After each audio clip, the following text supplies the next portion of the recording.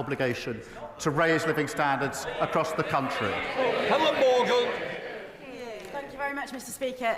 The A483 runs through my constituency from Llanymynech to Oswestry, and it's one of the busiest and most dangerous roads in the constituency. And National Highways say that the crossroads at Llwnclwys is the worst accident black spot in the Midlands. They've got a proposal to improve the situation, but Treasury rules place a higher value on road speed than they do on the lives of North Shropshire's residents. So will the Prime Minister look at flexing these rules to back National Highways and back my residents to give them the safe road they deserve? Prime Minister. Well, I thank the honourable member for raising this, and it's obviously a really big, important issue in her constituency. And it is vital that as we invest, we do improve safety and deliver better journeys for drivers. National Highways, I think, is continuing to study the case for safety improvements to the A483 and will continue to do so. Decisions, as you probably know, will be set out under the third road investment strategy. And I know that the Roads Minister will have heard her representations, and I'm sure will agree to a meeting if that is what she would like. Phil Brickle. Bolton Hospice provides vital services to individuals with life-limiting conditions. Yet, like hospices across the country, it faces a difficult financial future and is reliant on fundraising, including the kind donations I was able to raise when I climbed Mount Kilimanjaro last year, and from the campaign run by the local paper, the Bolton News. Can the Prime Minister tell me what steps he is taking to ensure hospices like the one in Bolton are put on a sustainable financial footing? Well, look, can I first congratulate him on his efforts in relation to the local hospice. We want everyone to have access to high-quality care and end-of-life care. And that is why we require all local NHS bodies to commission services from hospices to meet the needs of their local populations. Most hospices are charitable, independent organisations who also receive funding for providing NHS services. We have inherited a huge problem with the £22 billion black hole, but nonetheless, we are determined to move forward on this. Mr. Speaker, since the signing of the Belfast Agreement in 1998, more people in Northern Ireland have now sadly lost their lives to suicide than those that were killed during the 30 years of the Troubles. Would the Prime Minister agree that the challenges with poor mental health in Northern Ireland, some of which are directly related to the violence of our past, is a unique and pressing legacy of the Troubles? So would he therefore commit to tasking his government to work collaboratively with the Department of Health in Northern Ireland to explore how these issues can be properly recognised and resolved?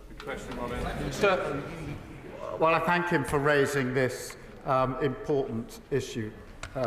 I do know firsthand the deep impact that the Troubles have had on so many in Northern Ireland, and we must ensure that those with mental health issues receive the support and the care that they need. Now, public services obviously devolved in Northern Ireland, but we will work with the executive and leaders to support them in delivering better outcomes, which is why my Secretary of State for Health spoke to the Health Minister in Northern Ireland in the first week he was in the department. And I'm sure that he'd be prepared to follow up should the honourable member wish so. Joe Morris.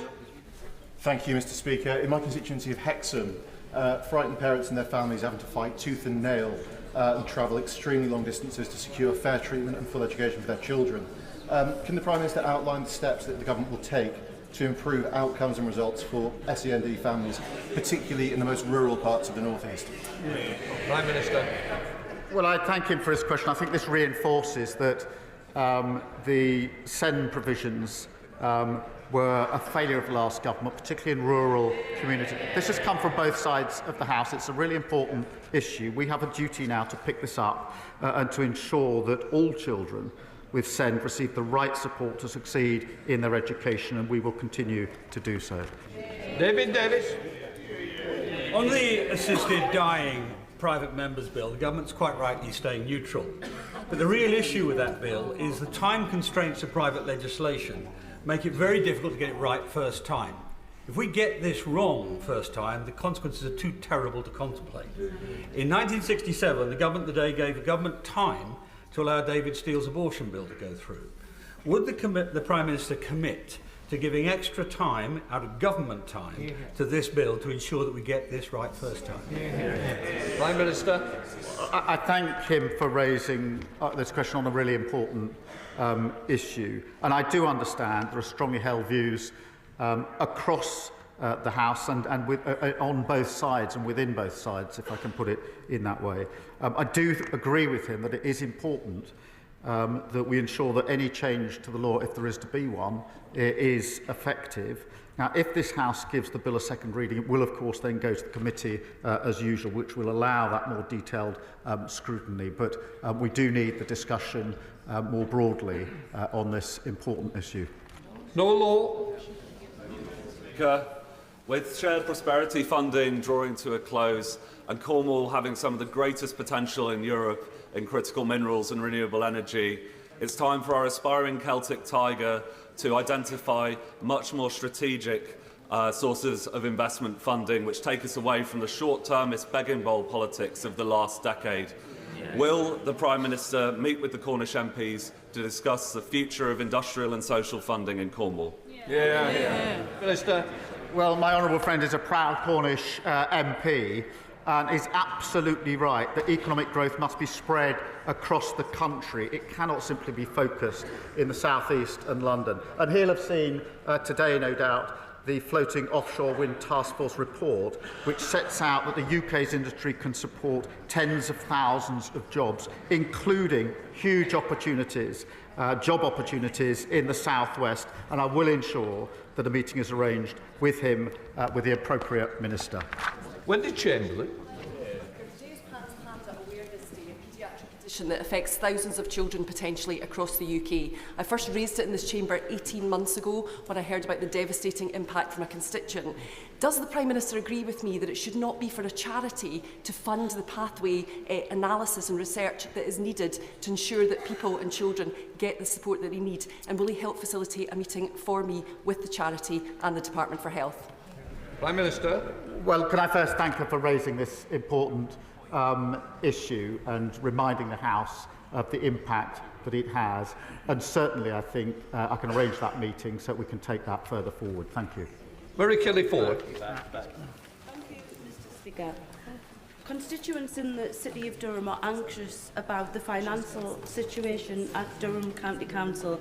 The Tories' unfair funding formula has seen essential public services hollowed out, such as social care, whilst the demand is increasing. So what assurances can the Prime Minister give me that essential services will be restored and that a new funding formula will be genuinely a fair one, focusing on the needs of my constituents, especially the most vulnerable? Prime Minister.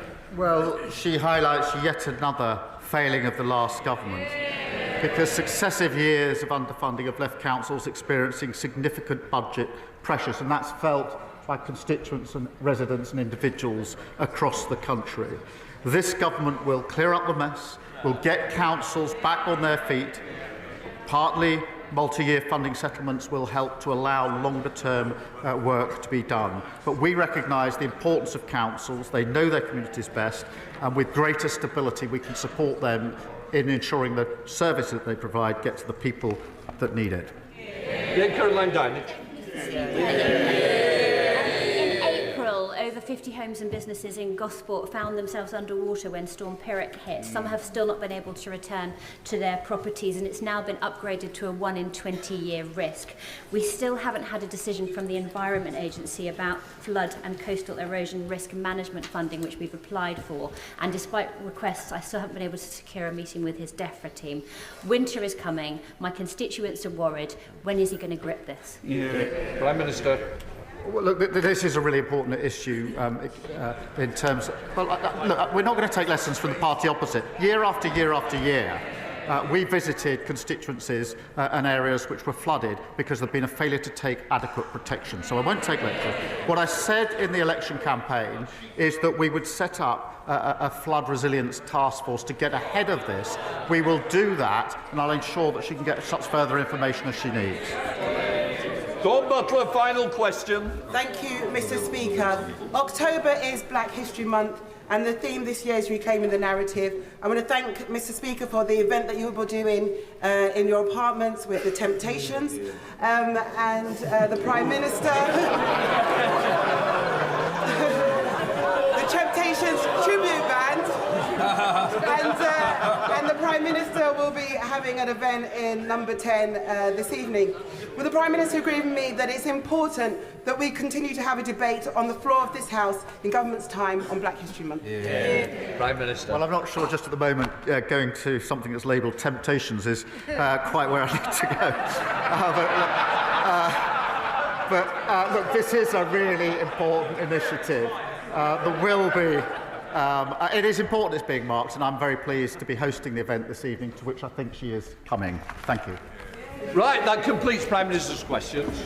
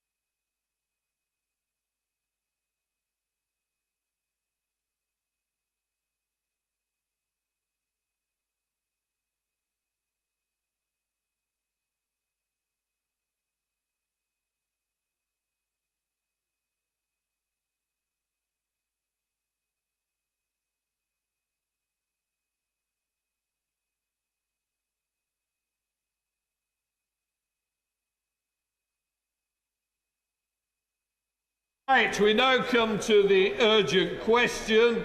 Alex Buckhart. Thank you, Mr. Speaker. To ask the Secretary of State for Northern Ireland if he will make a statement on the Northern Ireland city deals. Secretary of State. Thank you very much, Mr. Speaker. As the Chancellor set out in July, the Government has inherited a £22 billion black hole in the public finances. As a result, the Treasury is having to consider a range of measures to deal with this significant problem.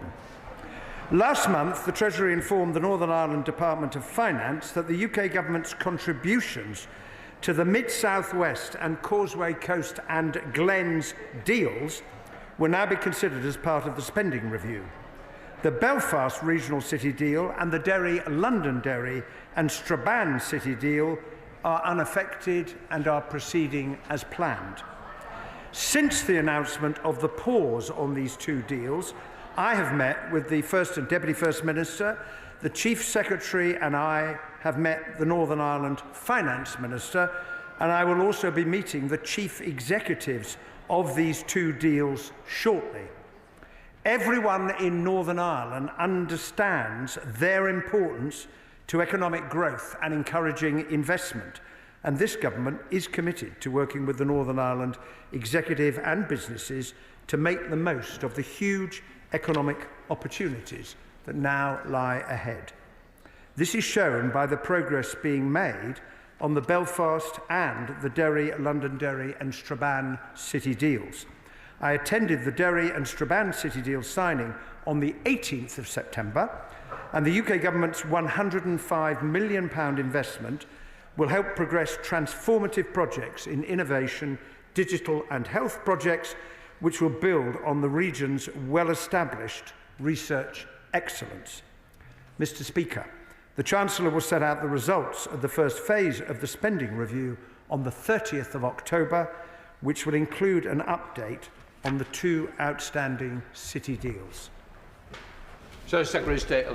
Thank you, Mr. Speaker, and thank you for granting this urgent question. As the House will know, on the evening of Friday the 13th of September, the day after we went into recess, the Government took it upon itself to make a number of announcements affecting Northern Ireland. These were the cancellation of the Casement Park project, the decision that Sean Brown's family will not be given a public inquiry into his murder, and the subject of today's urgent question, the pausing of 4 Northern Ireland city deals. It's quite something, Mr. Speaker, to be able to instantaneously unite all of the political parties in Northern Ireland, but this was a feat achieved by the Government on the evening of Friday the 13th. The House will be aware of how important the city deals are. They're crucial because they provide significant investment to boost economic growth, create jobs and enhance infrastructure, bringing together Westminster, Belfast, local councils and private investment. We're very pleased that the following day, after a considerable amount of confusion, the government U-turned and announced the Belfast region and Derry and Strabane deals would go ahead. But the other two, Causeway Coast and Glens growth deal and Mid-South West region growth deal, now sit in limbo. Critically, they cover areas which haven't had the same levels of investment in recent years as big cities. One only needs to look at the empty shops in Inniskillen and Armagh to understand that these deals are badly needed. So please can the Secretary of State tell the House why was the decision made to pause taken at the time it was, and why was it announced in the way that it was? Following that announcement, why was there then a U-turn on two of the deals but not on the other two? What criteria were used to make that decision? Now, I know the Secretary of State has referred to money, and he knows that the so-called black hole, which the government has provided no breakdown, is obviously partially of Labour's making given the above-inflation pay rise it's chosen to award to the unions. The Secretary of State will know that the money involved is, in the world of the Exchequer, not that significant and, crucially, will deliver major returns to Northern Ireland and to the UK. So I ask him for two things. First, an apology for how this was handled. I know that he would not have wanted this to happen in the way that it did, but I do think someone should take responsibility for the way in which the House and the people of Northern Ireland have been treated. And second, that in negotiations with the Treasury in the run-up to the budget, he will be the lead advocate for unpausing those city deals. Secretary of State. Well, I'm grateful to the honourable gentleman for his response. Just to say on Casement Park, since he did raise it, we took the decision for the reason we set out. I think it's one that he supports. Sean Brown, I set out in my letter to the family why I had reached the conclusion that I had. I would just correct him, Belfast City was never affected at all. It's roaring ahead. It's a great success. And in the case of Derry, I was pleased to announce, to attend the signing of the deal, and that will now progress to the next stage of it. I would simply say to the honourable gentleman, the inheritance that the last government left us when it comes to the public finances, the last government made a load of promises and never identified where the money to pay for them was going to come from. And then it was turfed out and left this government with the problem of dealing with it.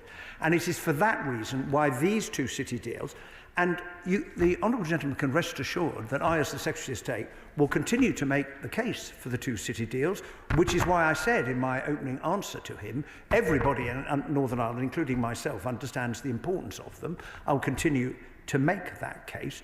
But in those circumstances, the Chancellor has found it necessary to look at a whole range of commitments that were made by the last government for which no funding had been identified, and the fault for that doesn't lie with us, and if any apologies are required, a belated apology from the other side for the mess they left us would be much appreciated. Chair of the Select Committee, Tony Antoniazzi. Cities and towns in Northern Ireland have already missed out on levelling up funding under the previous government, which I saw firsthand as Shadow Minister. So the uncertainty regarding the city deals has been quite a hard hit on the people in Northern Ireland. But I'd like to seek further reassurances that the Secretary of State could give the people of Northern Ireland so they're not overlooked in the budget. Secretary of State. Well, I absolutely recognise the uncertainty that this is created, and as I indicated, I will be meeting the chief executives of the two deals very shortly. And I think in particular, the problem that they face is, given the uncertainty while we await the outcome of the first phase of the spending review, is a lot of effort goes in to progressing these deals with the private partners, because the money comes from the government and it comes from the Northern Ireland Executive in the form of match funding, and then other partners, including the local councils. And it is a difficult position that they find themselves in, and I'm not going to hide from that. The only thing I would say is that, of course, these two deals, much further back in the process than Belfast and Derry, because in the case of Causeway Coast and Glens, the heads of terms had been signed. That was in April of this year. In the case of Mid-South West, the heads of terms had yet to be signed. They were due, I think, last month. And then there is a further process that goes on under which the programme of the deal itself is developed to then get to the stage that Derry reached on the 18th of September when the financial agreement is signed, and then business case and the projects are unlocked. So I recognise that it's difficult, and as I've already indicated the Council, I will continue to argue the cause of these deals. Liberal Democrat spokesperson Al Pinkerton.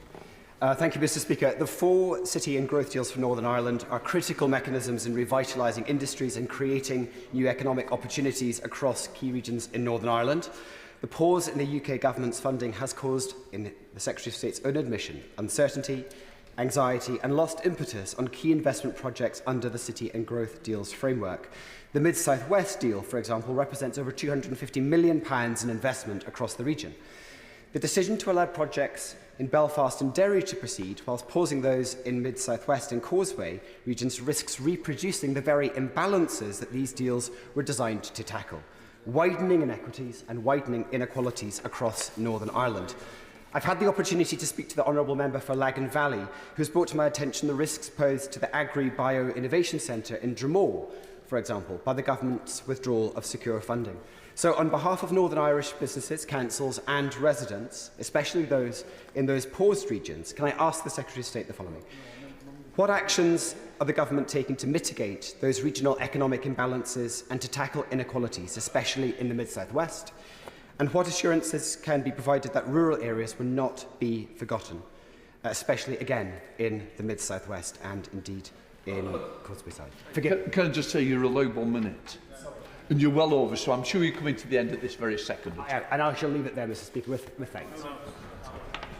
Secretary of State. Well, I'm grateful to the honourable gentleman. I welcomed him to his post because I think it's the first time we've faced each other. He makes a fair point about the areas covered by the 2 deals that have been paused and the contrast between that and Derry and Strabane and Belfast. And it's very important that in the end we see economic growth right across Northern Ireland. So I don't dissent from the proposition that he's put. But the reason why we're in this difficulty is because of the legacy the government has found, and any responsible chancellor in those circumstances has got to find a way of straightening out the public finances that were left to us in a really, really bad state. Meg Hillier. Thank you, Mr. Speaker. Mr. Speaker, my right honourable friend is not the sort of person who would make this announcement unless there was huge pressure to do so. But I'm very aware that pausing a project, especially when you've got people in post, isn't completely cost-free. So can he reassure the House and people in Northern Ireland that there will be some way of maintaining a degree of momentum on the projects that have been paused? And if he can give us any costings on that, that would be helpful. Well, my honourable friend makes a really important point, and the House may have seen that yesterday the Northern Ireland Executive, whose funding is secure because of the deal that was offered, including the financial deal as part of the restoration of the institution, something the whole House welcomes, announced that it is proceeding with its share of the contribution, which I hope will offer some comfort to those in the 2 city deal areas who are working out what does this mean now. The second point I would make to the House is it's really important that clarity about what the future is going to be is delivered as quickly as possible, which is why I set out that we'll learn more on the 30th of October.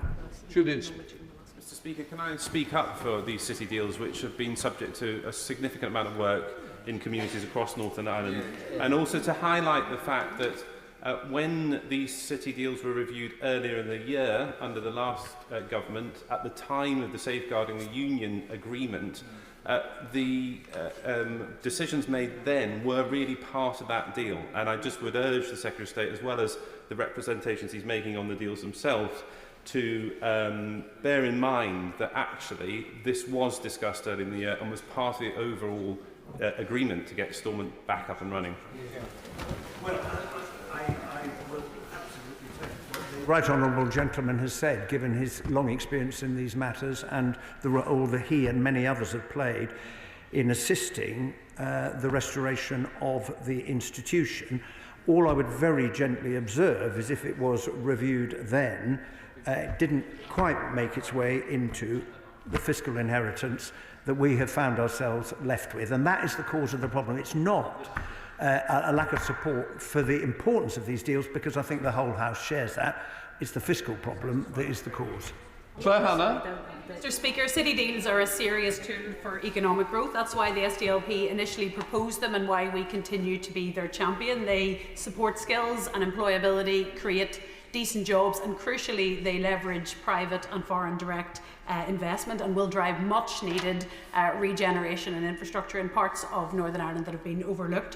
While I'm pleased the government is honouring its commitments to Belfast and Derry, it should know that the decision and the announcement on a Friday night caused very serious frustration and loss of public trust in Northern Ireland, although the Tories do still have a thing or two to teach about uniting the parties in revulsion at their announcements.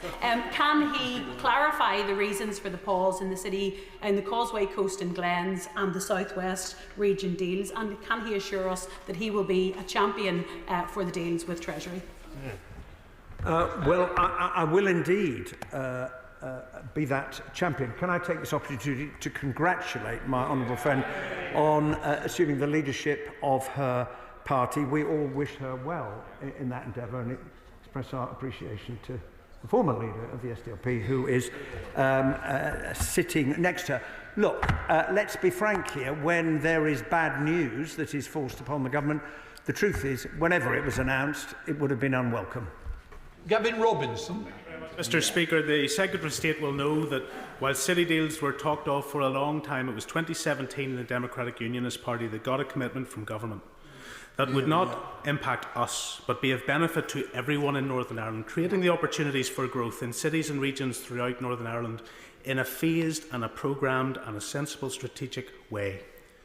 The decision that was made to pause both Causeway Coast and Glens and the Mid-South West region were unnecessary, and the Secretary of State, I think, accepts that.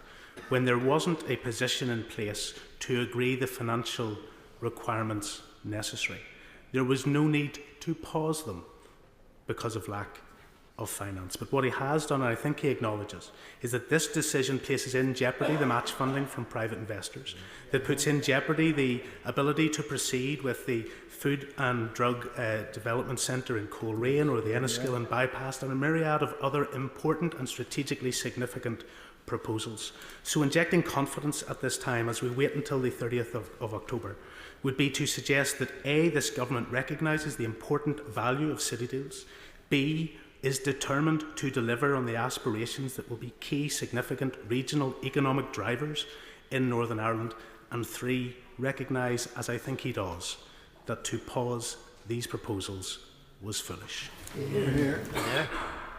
Well, I don't agree with his last proposition because, as I've already indicated to the House, given the fiscal inheritance, for the government to say we need to look at a range of things in the round is the prudent thing to do. I recognise entirely that it's unwelcome to many, many people. And the best thing I think we can do is to give certainty as quickly as possible, which would assist. But I understand entirely, and I will learn more about that when I meet the chief executives of the deals, the practical difficulties it creates in the meantime. But on our shared desire to maximise economic growth in Northern Ireland, the House is united. And this week we've had a really good example of that with the announcement of the very significant order that's gone to Wrightbus, which is, this is a company that nearly went bust, and then investment came in. It is now helping to deliver the bus transportation of the future from the factory that I've had the chance, and many other members will have had the chance to visit. And there's a lot of good things happening in Northern Ireland. We need to build on them.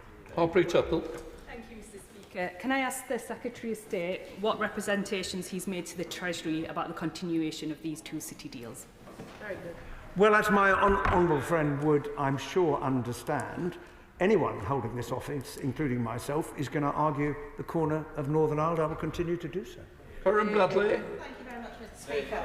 As the Secretary of State who secured the funding from the Treasury for the first two deals, the Belfast City deal and the Derry-Londonderry and Strabane deal, I'm very pleased that they are going ahead, but I do have concerns because I remember the impact that that announcement had on confidence in from businesses across Northern Ireland. Can he tell us what discussions he's had with businesses who are involved in the private sector element of these deals to make sure that they know there is a commitment to them? Well, the right honourable member is very generous and kind to me, but I cannot claim credit in relation to the Belfast City deal because it was unaffected by the announcement that the Treasury had made, and the signing of the full financial deal for the Derry and Strabane City deal was scheduled anyway, and after clarification that is going ahead. But I hope to learn more when I meet the Chief Executives on the very point that she's raised shortly about the practical impact, because it's important that we understand that to inform the representations that are made. Colin Eastwood. Seems to me, Mr. Speaker, that these questions would be better directed at the Treasury, because of course that's where the decision was made. And can I thank the Secretary of State for the work that he did, because I know the work they did over the weekend after the 17th to secure the much needed Derry City deal. He has said that the other two being paused, there will be an update around that at the budget. Can I just confirm, is it an update or is it a decision? Well, although the honourable gentleman encourages me, I am not going to speak for the Chancellor, and the Chancellor will tell us what's in the budget when she stands up on the 30th of October. I don't think it's going to do. Gregory Campbell. The Secretary of State will remember that when he and I were at the signing of the Londonderry deal in September, that I lobbied him strongly to get the other two deals over the line. He's outlined the meetings he has held, but given what he's just said about not meeting and talking with the Chancellor about, will he be meeting the Prime Minister because he's met other people? We need to get these deals up and running over the line and get much needed investment into areas like mine and the Mid-South West deal as well. Well, I very much enjoyed seeing the honourable gentleman at the signing of the Derry-Londonderry Strabane City deal. It was a great event, and I think it's the responsibility of all of us in the House who have the interests of these two deals at heart to make sure we make representations to everyone who can have an influence over the final decision. Adam Joe. Thank you, Mr. Speaker, and I thank the Secretary for his answer to this question. He's talked about his engagement. So can I just make the point about local authorities? They have a really important role to play in stimulating growth and facilitating growth too. So can he keep local authorities in mind as well as he seeks to keep engaging and ultimately getting us the solution people want? Well, I certainly will do that, which is precisely why my next meeting on this will be with the Chief Executives of the two deal areas, and they will no doubt tell me about the challenges that they're facing at the moment. But it is the partnership that makes these deals so successful, as Belfast and Londonderry and Strabane demonstrate. It is bringing together the United Kingdom, the Northern Ireland Executive, the local authorities and private investors, and you get a synergy which results in extraordinary things. What's Andrew Merson? Uncertainty costs. I assume that Secretary of State has done an impact assessment on this, and he will know how it's going to impact particularly on growth in Northern Ireland. If so, can he publish it? Secondly, the Improved Futures funding, I assume, is unaffected by this in Northern Ireland. Can he confirm that, please? I'm not aware of an impact assessment that has been done. The Chancellor announced at the end of July all of the things that she was going to have to look at as part of dealing with this very adverse fiscal inheritance from the previous government. I do apologise to the honourable gentleman, but I didn't hear what he was referring to in the second part of his question. Thank you very much, Mr. Speaker. The chair of the Northern Ireland Select Committee referred to levelling up funds. Is the Secretary of State also aware that some of those have been paused in Northern Ireland in regards to commitments to business, especially the Belfast International Airport and my constituency that was looking forward to put 2.3 million coming from Levelling Up was only told a fortnight ago that that funding was also now on hold as well. So not only the city deals, but Levelling Up funds are also being affected by this decision. Well, the honourable gentleman is right. There's a number of things that have been paused. I can think of a levelling project in my own constituency that's been paused as a result of the fiscal inheritance. That is what the Treasury is having to deal with. All right, Simon Hall.